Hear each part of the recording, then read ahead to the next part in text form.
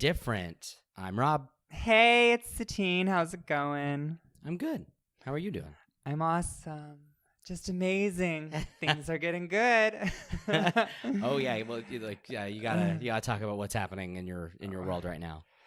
Well, okay, sure. So my car, as it's been an ongoing subject for the past couple weeks. The saga of the car. The saga. My poor baby. Okay, so they concluded that it was a loss, and I had to put my car down, unfortunately. And I loved that car. I only had it for a year and 3 months. It had ventilated seats. I mean, that was a keeper.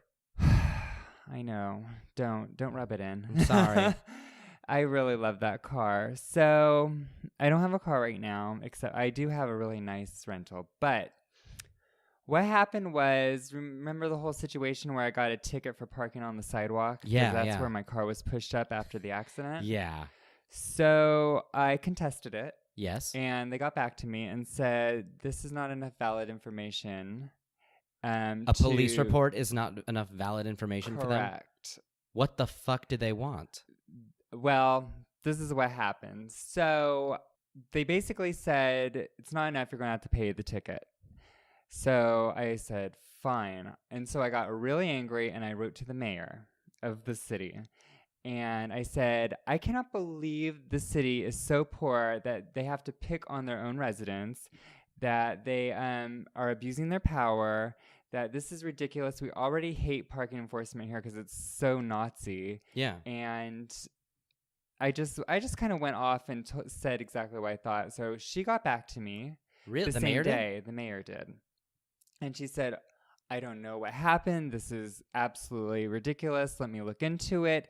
I'm going to connect you with the parking manager of the city. So I said, okay. So got connected, sent in all the info. They got back to me today and said the reason that happened was the police report wasn't specific on what happened in the accident. It just was very vague.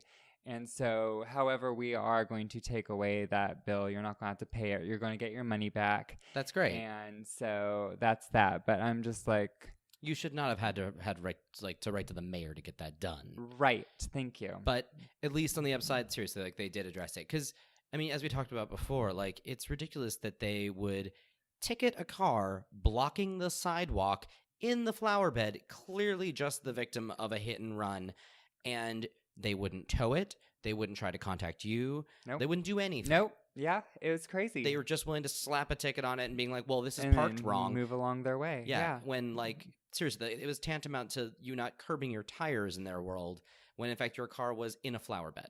Yeah. I know. It's so stupid. Like, seriously, if anything, like, if I had been a parking attendant, not to be super shitty, I probably would have actually, like, ran the plates, found out where you were, and potentially investigated you for DUI or something. Right. Like, if someone's parked That's on the what sidewalk, I would have thought so, too. Except the back of my car was completely bashed in. Yeah. Like, obviously, I didn't run into something because it was hit from behind. Yeah, it doesn't take a genius. That's unbelievable. But at least kind of happy ending, kind of.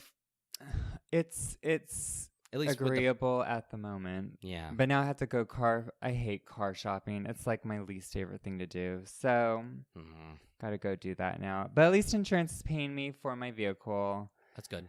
And it's basically what I put into it is almost what I'm getting back out of it. So that's good. That's good, yeah. Yeah, that does seem like at least not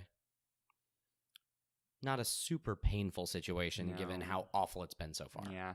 But since it was just an awful week, it's been a weird year so far for me. But I also got mascara stuck in my eye on Friday. Jesus. And it got lodged up there so hard that it was scratching my cornea. It was like a chunk. Oh, God. And so I had to get an eye wash, and I had to basically a few days of that to remove the residue from my eye and the protein and all that was building up. And I couldn't see out of my left eye. So I had to get away. So I took a trip to Palm Springs with friends. I didn't drive because I couldn't drive that first day because I couldn't see. And had just a a weekend of debauchery, drinking. I still have a headache, a hangover, tons of margaritas, tons of Bloody Marys, tons of. Have you ever had a Paloma? I think I've had a Like, sip of someone's. I Yeah, don't think I've ever tequila ordered and grape juice and a little splash of soda. one. That It's sounds good. delicious. Yeah, it's not sweet, it's not sour. It's just what you need. I like tequila. I find that I'm actually enjoying tequila more in like my 30s Yeah. than I did in my 20s. Yeah, and I think it's especially because you know how to pace yourself. Yeah. I'm so. definitely not drinking like a Like a 20-year-old sailor. anymore. Yeah. Yeah, I'm not drinking like those idiots in college who get wasted on tequila and then never drink tequila again. Yeah. That's vodka for me. Vodka was my mistake of the 20s. Oh God, my first night with vodka, I spent it on the toilet, like just hugging it. It was so bad. Oh. Yeah. Rough. How about you? What's new? Well, so last week we recorded on a Sunday, which was a little different, and I made mention of the Oscars. Yes. Which of course I was As tracking. they were happening. Yeah, I was tracking the results, and we hadn't gotten the picture yet when we wrapped up for the night. And I know we're not an Oscars podcast or anything, or like we don't talk movies all the time, but holy shit, like we have to at least talk about that because like the mishap. yeah, like Todd was at Tom Lenk's house. Tom Lenk does the Luke's for Less thing where he makes red carpet looks out of yoga mats and dog leashes and just sort of shit from around the house, and it's a thing that he does on his Instagram. And he had a deal with E where he was remaking red carpet looks for like the Golden Globes, the Grammys, and the Oscars at his house. Sweet. So Todd went to go help out for that, and then he stuck around to watch the Oscars telecast. Yeah. And as soon as they announced Best Picture of La La Land, Todd was like, "Okay, cool, bye, I'm heading home," and he left. And I jumped the gun. And I called him from the car. And as I was in the car on the way home at a red light, I checked the thing again. It said Best Picture, La La Land. I was like, oh, of course. And so I called Todd, and I was like, yeah, well, I saw La La Land 1. You know, I mean, good for it. Not my favorite of the year, so I was a little bummed. But, you know, I mean, whatever. I don't have a real horse in this. It's not like I made any of those movies. Right. And so I was like, you know what? It was fine. It was good. And then we go home so we can walk the dog and get ready to go see Get Out. And all of a sudden on Facebook, I see all these posts. I'm like, what the fuck just happened? And then I look at the same tracker I was looking at again, and now Moonlight has won. And I was like, okay, something clearly happened. Something's wrong. Yeah. Like, and so, but the thing is, Todd had told me, like, he saw it on TV. So I was like, oh, maybe the information I got was wrong. But no, maybe it's wrong now. Who knows? And so I went to the DVR and I rewound it and saw that craziness, which, like... I love that Faye Dunaway, though, just grabbed the envelope right out of his hand. And she's like, what the hell are you doing? Just read the damn paper. And It's she's La La Land. La La Land. It's a good thing she didn't say her name as the name of the movie. Well, yeah, well, and it's interesting. I mean, because, like, everyone's sort of like, you know, Emma Stone's name was there. Yeah. Like, it Emma should have been Stone. obvious. But although, I mean, who knows? I mean, if Emma Stone had been the sole producer of La La Land, that's what it would have said. It would have said La La Land, Emma Stone. If she Really? was, because the Best I didn't Picture know award that. goes to the producers. Oh, I thought And it so- only showed the movie No, name. they say the name of the movie and then they read off the producers. They get to accept the award. And so if Emma Stone had been the sole producer, that would have made sense. But unfortunately, it just didn't. And she wasn't. And so, yeah, kind of crazy situation. And then Todd and I were both just in awe. And then we immediately turned off the TV, hauled ass to the theater to go see Get Out. Get out. Get Out, which was great. We liked it. I liked it, but not as much as I'd hoped I would. I mean, like, Was it scary?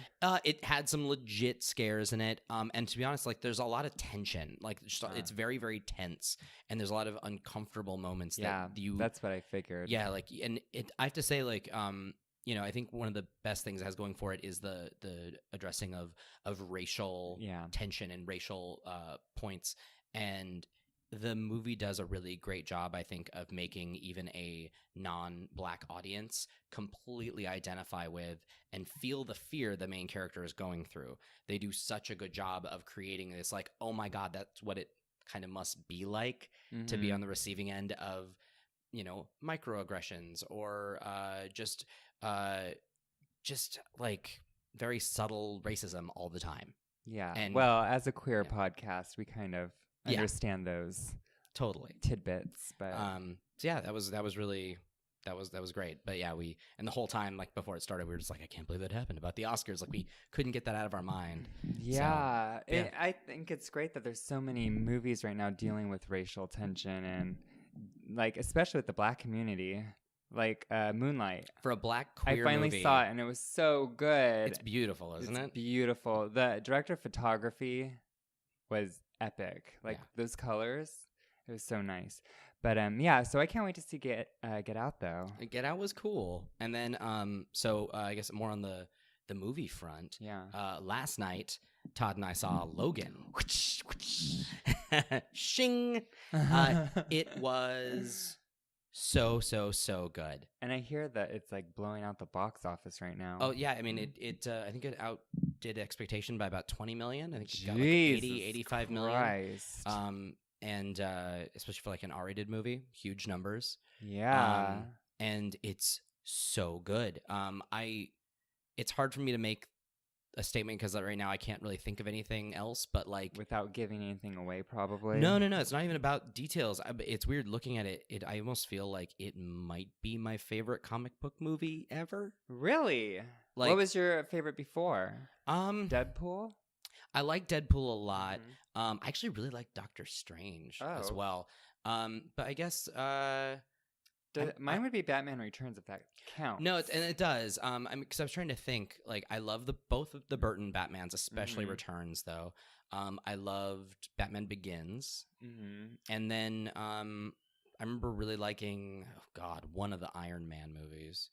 And like, I liked Ant-Man a lot. Like, there's like a handful. I never saw Ant-Man. There's a handful I really liked, but like, what Logan has going for it is that it feels like a normal movie, or like, I mean, it sounds terrible, but it feels like a normal drama who happens to have mutants, a mutant in it. Yeah. Like, and that's what makes it so good. It just feels like any other hard-hitting drama. And at least because we know the character and all that, like all this sort of supernatural stuff, we just sort of accept. Yeah. It felt like the movie Midnight Special to a degree. That's kind of what I liked about the first two X-Men films, especially the first one. It was more of a political drama. It was. Than it was an action flick. Well, because especially like the mutants versus the normies, you know, it was of course an allegory for all sorts of things. Yes. You know, and I think Bryan Singer did, you know, it was a little bit of like getting whacked on the head with that message, but like that was an interesting thing about the X-Men is that they are sort of or the mutants are persecuted against, and so Logan was really great. It's who directed that? Oh my god, I can't think of his name. James Mangold, I think he's the guy who directed Walk the Line. Very good. And I think he did the Wolverine as well, the one that takes place in Japan. I like that one a lot. Yeah, that was good. Yeah, I mean, it was the one before that was really bad. X-Men Origins Wolverine was terrible. That was awful. But I really liked the Wolverine. And then Logan, I think, is just, it feels like a grown-up movie because it is entertaining as hell, and it's like over 2 hours long, and it felt great. But it definitely handles its material in a way that is very much like, well, we don't really need to pander to anybody. Yeah. Like, you know the character, and we're going to do what we want with it, and you are along for the ride. And yeah, I fucking loved it. That's great. It's based off of already a series that's out from the X-Men, or it's taking pieces of different ones? I think it takes 3. Because I know like I think someone said something about Old Man Logan, I think is one of them. And then I think it steals some pieces of some of the other series. I haven't read any X-Men or Wolverine comics, and so I used to love X-Men, but it was more the uncanny X-Men. My brother was more the Wolverine aficionado. So that's like most of my knowledge comes from the animated series. Yeah, but they covered it pretty well. I thought the animated series, they had a lot of really good references and stories they took from the actual comics. So the one thing I know is that as perfect as Hugh Jackman is as Wolverine, he's like a foot too tall. It's the one thing I know. Like Wolverine is built like me, but much more muscly. So there's that. Well, I could say the same thing about Gal Gadot as Wonder Woman. Yeah, she should be like tall a foot taller. She ain't tall enough. Us tall people recognize that. You know, but seriously, like I can't think of an actor that was better suited to play him height aside, he was great. And so sad that it's like his last go as Wolverine, because he said this was going to be his last one. I think it's time to pass the torch. Yeah, I mean, it's kind of crazy. He got sort of well known as that character, and he's not a bad actor. Like, he's very talented. He could do all sorts of things. He was great in Les Mis. I actually never saw Les Mis. Oh, it's so good. You have to see it. I'm a terrible, terrible gay in that I never got around to seeing it. But do you like musicals? No, I'm not in love with them. You probably won't like it then. Although it is crazy. I love the music from Les Mis because I played it a lot, like when I was in orchestras in high school. Okay. But never got around to seeing the movie. It's good. You should see it. Definitely need to. On another note, Overwatch has a new character. Yes. Her name is Orisa, and she is really cool because she's kind of like an insect-ish centaurian, like four-legged. It's a robot, though, I think. Robot, right? Yes. She's a robot. And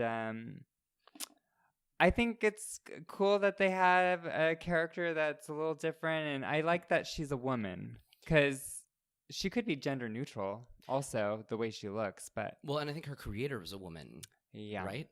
I'm not totally sure of the story. So. Because I've only seen her in action a little bit, because a coworker of mine's played her on the test server.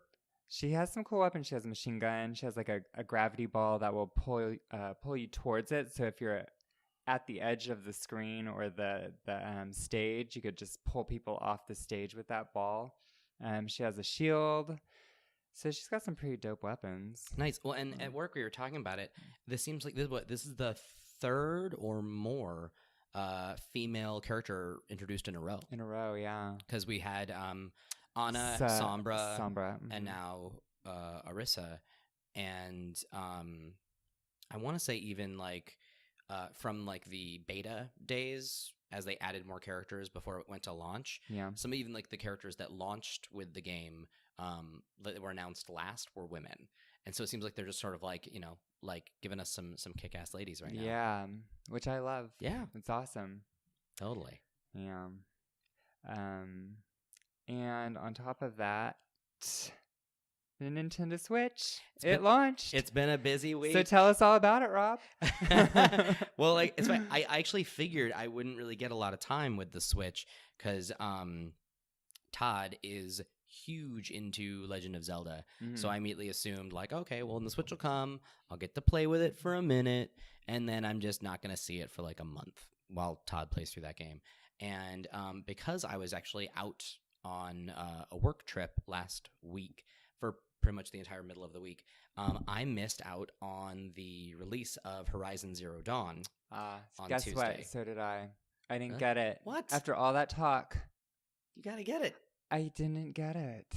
Well, now that your parking ticket has been refunded. It's been a really rough week, and the game, unfortunately, was the last thing on my mind. No, I can imagine. Getting out of town was the first thing on my mind. So, like, I had pre-ordered digitally Horizon Zero Dawn and downloaded all that. And while I was out of town, all of a sudden, Todd texts me saying, "Hey, is it okay if I play Horizon on my profile?" Which I was like, "Please go, have fun." Day one of him playing that, he played 7 hours. Yeah, I saw his little updates on Instagram. Yeah, and he just became like a Horizon machine. And so I got home on Thursday and I played like 2.5 hours of Horizon, which was great. Mm-hmm. Really looking forward to playing more of it. Yeah. I even said like the game commits a deadly sin of game design for me. Okay, what's that? During the tutorial you play as a child. I don't like playing as a child or teenage version of the character that I'm supposed to play as for the bulk of the game. Okay. Just because. What other games do that? Like Uncharted 3, you play as, Drake. And I guess like Fallout 3, you play as an infant and then a preteen, and then the actual character you play as. I don't love tutorials where you play as a younger version of yourself. Okay. But the tutorial in Horizon's great. That's an interesting vice. It's just one of those things that annoys me. I'd rather have the game just sort of get into it, but it does a good job of establishing itself, and it feels good actually. So I did like almost 3 hours of Horizon, and I figured on Friday when the Switch came in, I get it set up, hand it to Todd, never see it again. Yeah. And so I'm ready to hand it to him, and he's like, "Oh, do you mind if I actually just keep playing Horizon instead?" I was like, He's "I'm really already into it. He's like, "I'm way into it. I just want to finish it, and then I'll play Zelda," which I was like, "Okay." So all weekend I played Legend of Zelda: Breath of the Wild, and I also downloaded the treasure trove of Shovel Knight, so I could play through the new DLC, Spectre of Torment, where you play a Spectre Knight. Oh, sweet. No, I didn't even know that. And it's a whole other moveset, much like how playing as Plague Knight gave you an entire new approach to the game. Yeah. Spectre Knight will do the same. Same. I have not actually played the Spectre Knight campaign yet because, like, originally I was like, oh yeah, well, I'll dabble in Shovel Knight. I won't even start Zelda. I wonder if they're going to do that for every villain. That'd be amazing. And so I started playing Zelda, though, and I played it pretty much all weekend. Only stopped to go to Simpsons Trivia one day at Nerd Melt. Oh, that's so cool. I bet you knew all the answers. I was doing okay, but seriously, there are some people there that are either much nerdier than me or were using their phones. Like, I was not top of my game compared to everyone else there. It was crazy. Huh. But it was fun. It was a great time to see some friends and do Simpsons trivia. Yeah. But then right back to Legend of Zelda because it's very important. And it honestly is so good. And like the Switch it's such a fun device.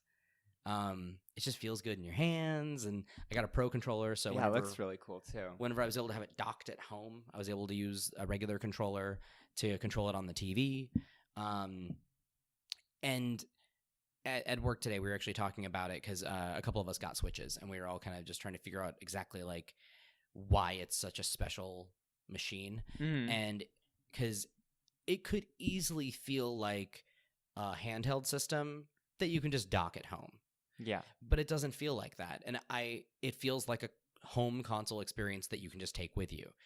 And we were trying to put our fingers on why it has that feeling. And it could just be that the primary game for it at this point is just a killer app. Like, it is a home console game. And then also they established it ahead of time. Like, we always knew this new Legend of Zelda was coming out for your home system. Yeah. Not for your handheld.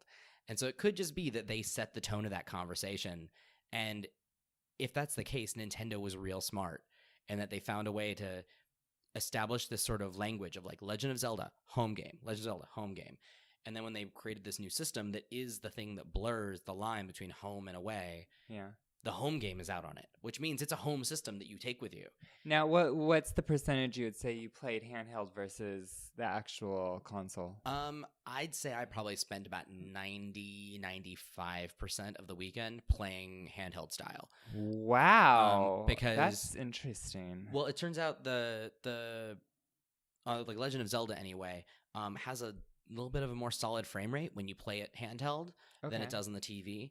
And then also, because Todd was playing Horizon Zero Dawn all weekend, it was tying up the good TV. Okay. So, rather than go like sequester you have myself, like 7 TVs. But rather than go like sequester myself in another room, Todd and I had like our version of quality time where we just, sat in the same room playing 2 different video games with each other. And so I just sat on the couch with the dog and used the handheld version. Oh, that's awesome. Well, I'm glad it works just as well. I mean, sometimes they kind of skimp out on the extra feature. Yeah. But right now, I mean, it launched without some features. Like they need to, they need to figure out their virtual console, and it would be great if they figured out a way for you to, download things you already bought on another system. Like games I bought on my Wii U would be awesome to be able to download on the Switch. Yeah. There's a lot of features it needs to get updated via firmware, but I was willing to buy the system at launch. I'm willing to take it with all of its flaws. And, but yeah, it's really it's really fun. And I haven't been this excited about a novel form of hardware in a while. And how many games does it have out so far?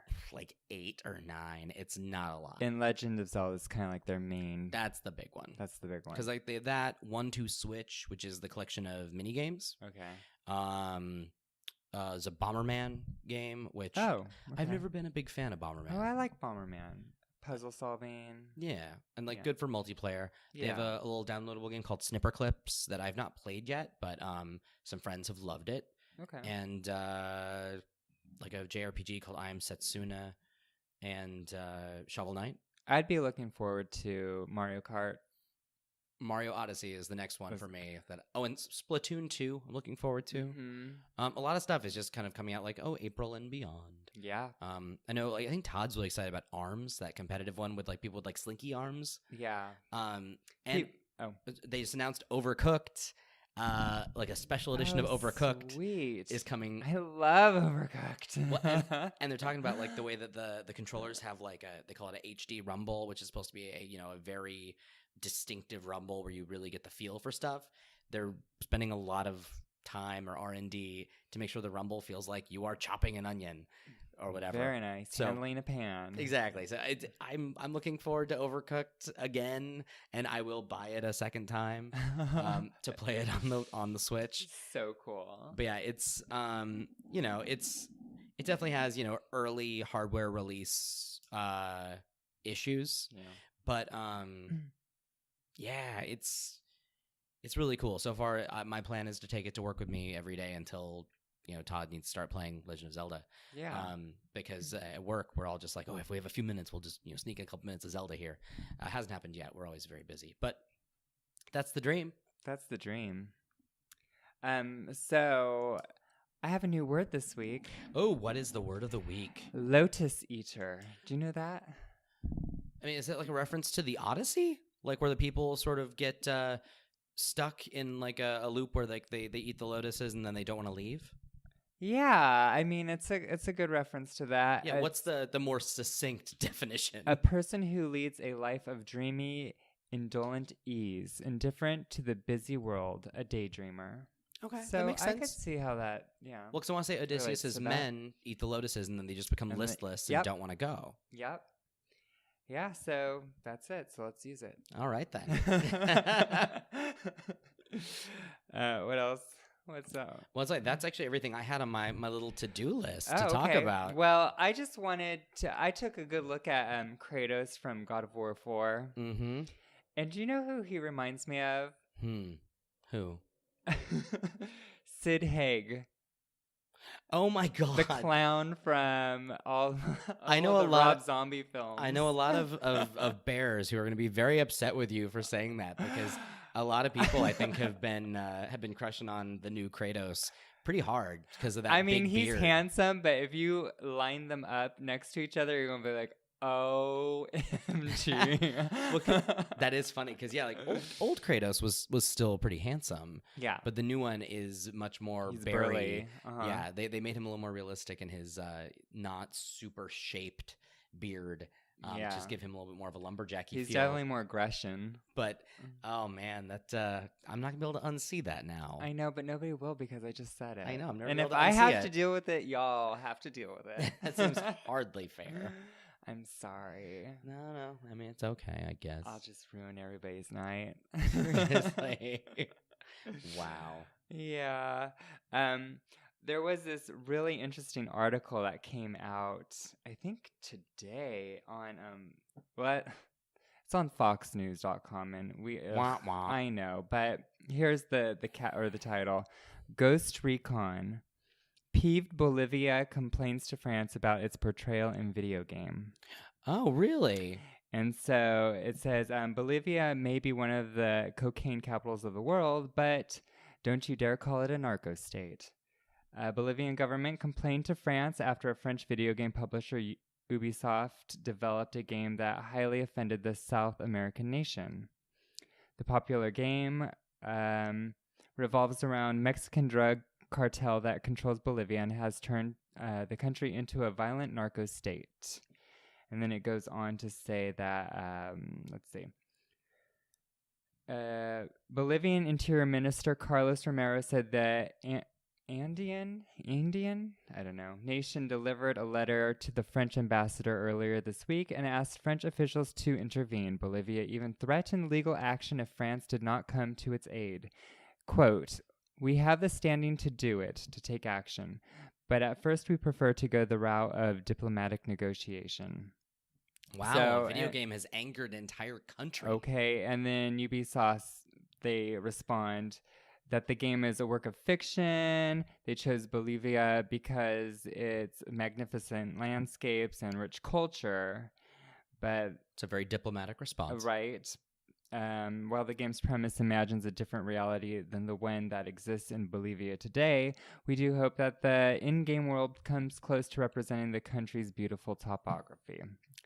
So Wow. anyway, continues on in that way. But isn't that interesting? Well, I smell a disclaimer at the beginning of that game when you first launch it. Like, I can definitely, Seriously. because even like for Assassin's Creed, they've always had the thing at the beginning saying this is a work of fiction, although using historical context. Creeds, gender. Yeah, exactly. It's a this, work of that, and the fiction made other. by a development team of various ethnicities, genders, sexuality. And it lists and- all yeah. of them. Yeah, it's like, I mean, because Ubisoft does have a very diverse stable of employees all around the world.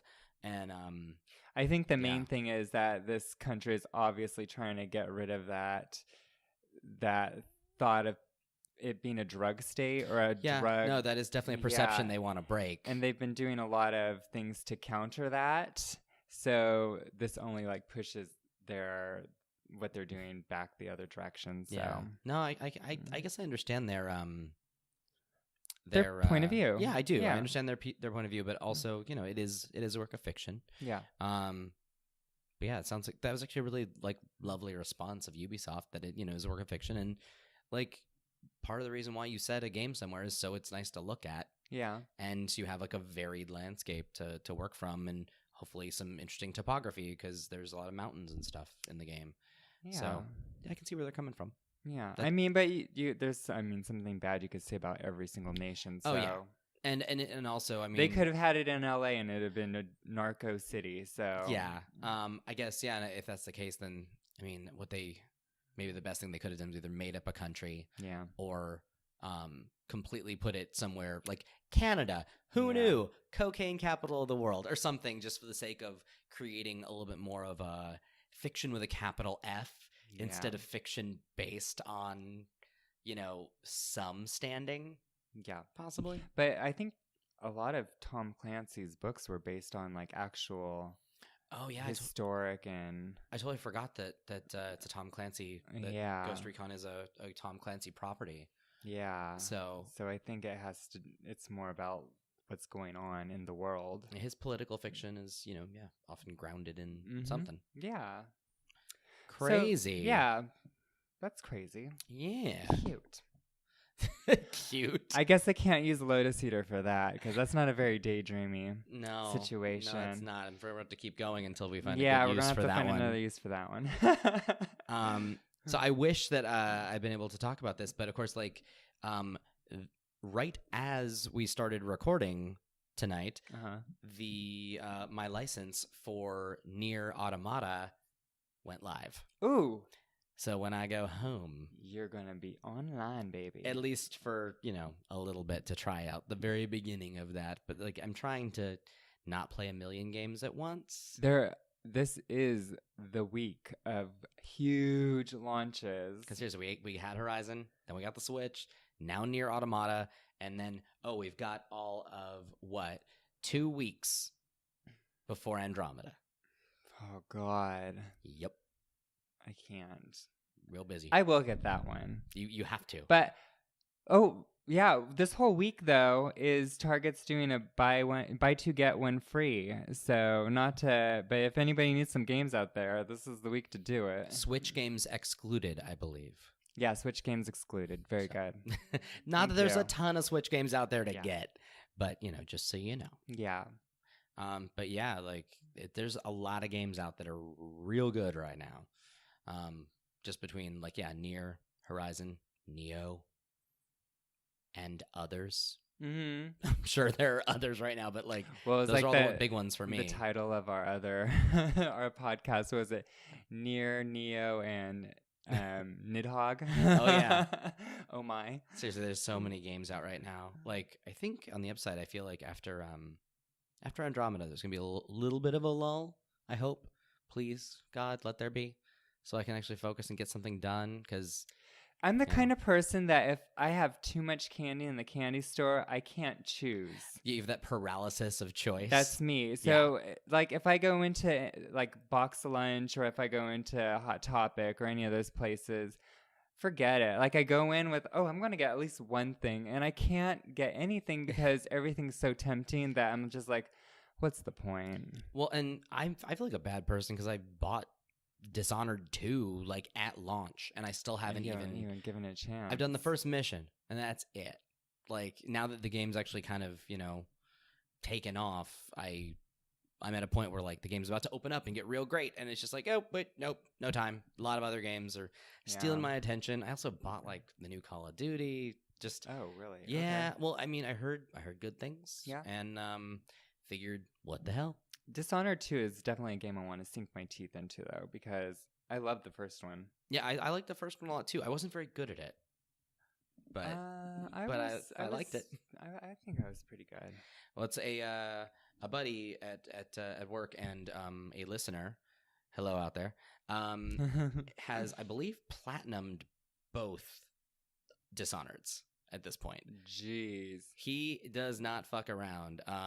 Okay, well, don't look at my trophies, because if that's the way we're rating games, then fuck, I'm the worst player out there, because I do not platinum any. I don't even think I have platinumed a single game. I platinumed one game that actually matters, and Which one? that was Bloodborne. Uh-huh. But yeah, my other platinum I think is for the Walking Dead season 2, or jeez. And I think either that or like Tales from the Borderlands, whichever one actually has a platinum award. It pretty much you get it just for finishing. Which, Yeah. I mean, I love the Telltale games, but they're not the most taxing when it comes to player skill. Yeah. So I really don't think that that platinum has too much weight. Hey, it is what it is, though. I have 1,000 gamer scored, though, which is the equivalent of the platinum in Xbox world. Assassin's Creed 2. Okay. And skills. Need for Speed Most Wanted. That's it, though. I don't know that one. It's A racing game? yup, and it was Yup. nearly like a launch title, I think, almost for the Xbox 360. It was wow. It was real good. I think it was the best the Need for Speed series has been possibly ever. But they've actually gotten close to that level of excellence, you know, a little bit ago. They've been trying to, I think, sort of recapture the goodness of that game. Very nice. It's so good. Yeah, I haven't really played very many racing games. I had Ridge Racer back for PlayStation 1. Ridge Racer. My first 3 games for PlayStation, I got it on launch day, was the PlayStation, of course. Ridge Racer, Raymond, and Battle Arena Toshinden. Those were my 3. What was the second one? Was it Rayman? Rayman. Yes. Yeah, or Rayman. Rayman, yeah. I never played Rayman. I just did the like Rayman Origins and Rayman Legends, like the recent ones for the new HD systems. Yeah, those were good. Yeah, you never played the original? No, like I have it. You could borrow it. I remember like it came out. I want to say that game launched originally on the Jaguar, and then it went to the PlayStation and stuff. That's right. It did. Yeah, the Jaguar. Ugh. That system was weird. Hot mess. Yeah, never had one. I never even got to play one. There are a lot of hot mess systems around that time. Yeah.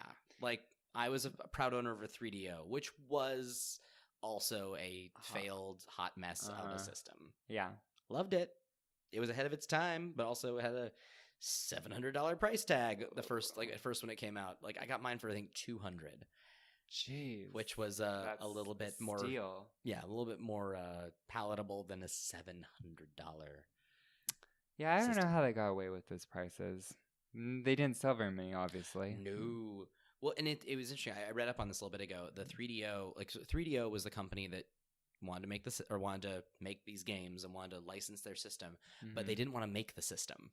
Because they knew that usually making the actual console itself, you lose money on. And most console developers usually sold the console at a loss or breaking even, and then knowing that you'll buy another controller, you'll buy a bunch of games, and that's where they make their money. Yeah.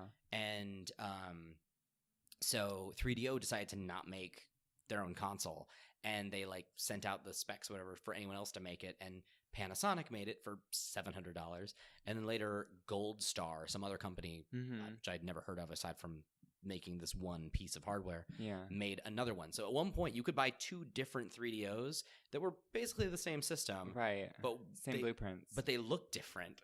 They had the same guts, and like one was made by Jeez. Panasonic, one was made by Gold Star, and I think it's one of the few times that a console's been made by 2 different manufacturers, and it was the same console. And they both bombed. They both completely tanked, which is a bummer because I got my system super cheap on that one, and then I ended up buying a ton of games for it just because they were all kind of bargain bin because no one cared. Yeah. And then I got robbed when I was 15, and they took my bummer. 3DO. They took my 3DO and they took all of my games because they were in one CD Crate. folder. Okay.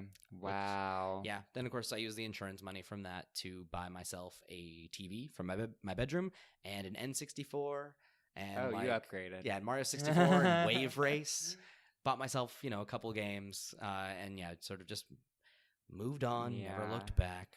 I love Nintendo, but it's never been like my go-to system. Like I like playing it with friends. It's more my party system rather than I'm going to sit down and play Nintendo games because they have Smash Brothers. They have like Mario Party, Mario Kart. Even the Mario Brothers now is like multiplayer, 3-4 players, and so forth. So I'm more of like the RPG. I like the first-person shooters, that situation. So when I got asked by a ton of people if I was going to get the Switch, my answer was, I am not going to get the Switch, but when they put out Bayonetta 3, then I'll be there. Yeah.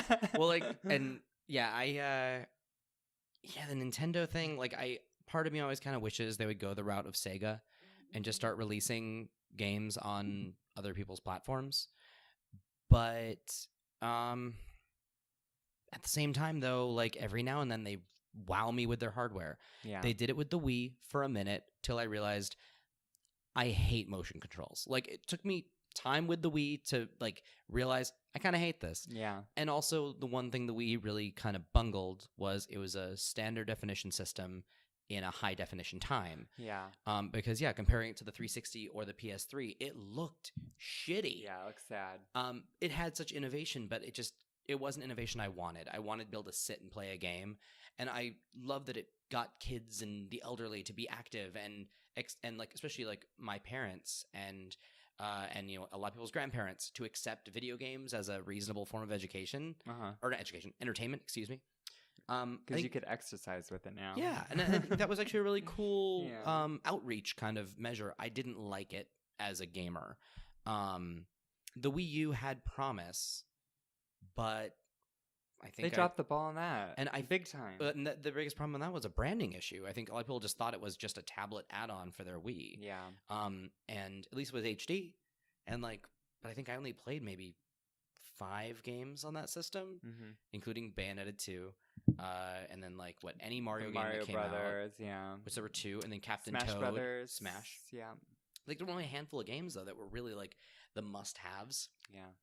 And so, I always thought about sitting the Switch out, except I just sort of made peace with the fact that if Nintendo's going to keep making hardware, I'm going to keep buying them just because that's the only place I can play Zelda, Donkey Kong, Mario, Metroid. Yeah. And if they do a Metroid, if they did another Metroid, so there. Yeah, I will buy any Good Nintendo. point. I'll buy any Nintendo hardware just for the mere possibility, nostalgia of all the greats. Just the possibility of Metroid showing up. Oh, that would be really cool. And so, even a Smash Brothers on that thing. With the way that'll be happening. Yeah, with the way the Legend of Zelda looks, if I saw Smash Brothers that had that cartoony kind of I'd be totally down for that too. Yeah. So I feel like as much as I'm sort of kicking myself, just be did you need another Nintendo piece of hardware? Just because the answer is yes. I buy so few games for it, but I'm willing to accept that. My PlayStation, I might have 40 whatever, 50 games, whatever, but the Switch may only have 6, and that's fine as long as those 6 are really good. Yeah. Which so far Zelda is setting a pretty good. Well, I'm trying to get a friend of mine to hint, no hint, just give me one of your Switches because someone with multiple Switches. His company got a crate load of them, and he's just giving them out to his employees. I'm like, hello, I'm right here. Hint, hint. That's So, crazy. Yeah. I still need, hey, any fairy godmothers out there, I still need a fucking NES Classic. I don't know who I have to fuck to get one, but I'm not. But I've not figured out who it is yet, because those things are impossible to find. I mean, I don't want to pay more than the $60 they cost, just because I think, gray market resellers are kind of gross. Yeah. Like, yeah, it's a bummer. I feel like it was easier to get a Switch than it was to get an NES Classic. So, yeah. Do those things even work still, though? Like, I feel like... NES Classics? Yeah. Yeah. Yeah, I mean, it seems like a bunch of people I know got them recently, and they're really very happy with them. Wait, that's the one with the 60 games stored in it? 30. 30 games, okay. Yeah. Yep. Okay, yeah. $60. I was thinking of a different... Yeah. No. Cool. Yeah. Oh, that's cool. So, on to love. I already talked about Todd a whole bunch. On to false love. Just lust. Lust and debauchery. Who's your crush? Well, I was trying to think, and it feels a little weird, but I'm assuming he's 18. I don't know. Link. No! That's mine! Well, and you have to see him at the beginning of this game, because, makes me feel a little bit like a... That's so funny. We did this twice now. Yeah. It makes me feel like a little bit like a thirsty old man. But, at the beginning of the game, Link is in, this puddle of water that comes down around him, and, he's got a nice little, tight little package going on. Some abs. Yeah, I haven't seen it, so I'm gonna check it out. He kind of has a similar sort of body that, Little Mac has. Okay. In that, he's probably, 4'10" and just kind of, muscly and lean. Okay. Nintendo, he's very, it's weird. He feels a little sort of de-sexed as a character. Androgynous, yeah. But also at the same time though, he's got some good calves. It's just funny because you start off with no gear, so he's in board shorts, and that's it at the beginning of this game, pretty much. Sweet. And so you have to start getting him pants and a shirt, and but why? But why? I wonder if anybody has already beat the game with no armor gear. Oh, I'm sure there's someone who's just I just can't. They're just doing it right now. Just can't bear to put clothes on him. I know. That'd be me. Yeah, well, I love Link. Okay, so obviously I haven't played this Legend of Zelda. I've watched some people on Twitch play it, but true story, back in the day, there was this show which we talked about before called Captain N, the Game Master in 1989. Oh, yes. And Link was in that. And I had the biggest boner for Link. But then, during the same year, which was very short-lived, the Legend of Zelda cartoon came out. Oh, you mean the cartoon where he says, "Excuse me, princess"? 8 times an episode? It was out of control. That series only lasted 2 months. God. Did you know that? So he said, "Excuse me, princess," 400 times? Yeah. And that was the end of it. It was 60% of that show. But he was so cute. And I think there was one episode where he fought the guards, Ganon's guards, in his underwear. Oh, really? With a pillow. I have that complete series on DVD, and I've never even, I don't think, opened it. Oh my God, let's watch it. Seriously, that'd be very fun. Yeah. Well, I actually also have all the Mario series, both regular Super Mario Bros. Super Show and the Mario Brothers 3 show. Yeah. And then I have Captain N as well. I need to see Captain N again. That was actually a really good show. Shout Factory, man. They released all those shows. And yeah, because I remember Captain N introduced me to Bayou Billy, because I did not know that game. Well, I don't know that one. Yeah, Bayou Billy was a game for the original Nintendo, and I did not know the game at all, but that was one of the characters, one of the good guy characters from Captain N. Of course, I knew the Eggplant Doctor, Wizard. Eggplant Wizard, and of course Mother Brain. Mother Brain. And King Hippo. And was Mega Man in that? He was in it, yeah. Yes. And Game Boy's in it. Yeah, there were there were so many characters. Simon Belmont was Simon. a diva. Oh, yeah. Yeah. Well, I'm pretty sure he's a diva, yeah. And great segue to, because I dropped the ball last week and did not have a crush of the week, My second crush Oh. is Captain N, the motherfucking game master. Because he was so hot, especially when I was young. Him in his Letterman He jacket. had his Letterman jacket, who is just that all-American boy that I just... Who loved video games. dimples and all. And I wanted, what's the girl's name? Lana? I think Princess Lana. She's like some made-up princess for the TV show. I wanted to be her because she was his right-hand girl. So cute. And she is a brunette, and there were not a lot of brunette princesses back then, so. Nice. Yeah. But there is this one scene where Captain N meets Samus. And he has a little crush on her. Well, and Lana's very, very upset about that. Well, she can compete with Samus. Okay. And now that we know Samus is trans, hello. Yeah. Sparks are flying. Boinky, boinky, boink, boink, boink. Oh my God. Amazing.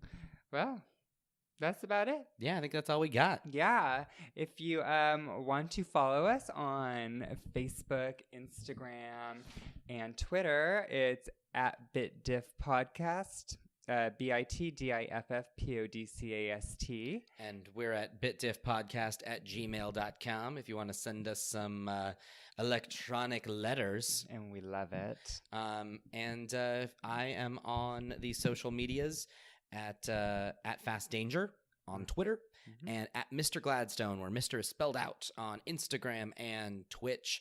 And assuming I ever get access to the PS4 back from Todd when he's done playing Horizon Zero Dawn, I will be streaming again. Yes. That is a big if right now, because seriously, he's way into it.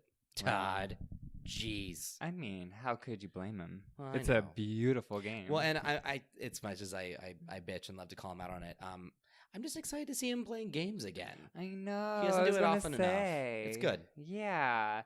And you can catch me on Twitter and Instagram at Cetine the Dream, CTINETHEDREAM, or on Twitch, just my first name, Cetine.